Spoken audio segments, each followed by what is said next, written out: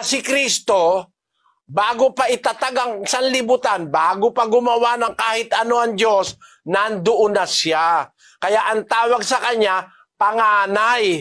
Bakit panganay? Panganay na nilalang, hindi siya nilalang. Panganay siya ng lahat ng mga nilalang kasi bago lumalang, naipanganak na siya ng Diyos.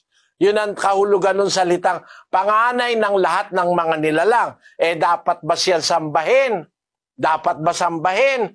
3:15 ng unang Pedro.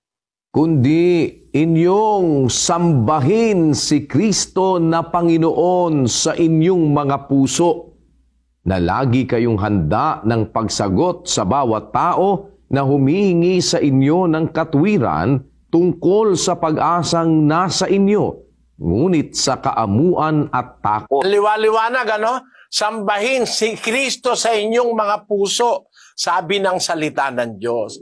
Yan ang dapat maintindihan dyan. Naintindihan mo, kapatid na Dionisio?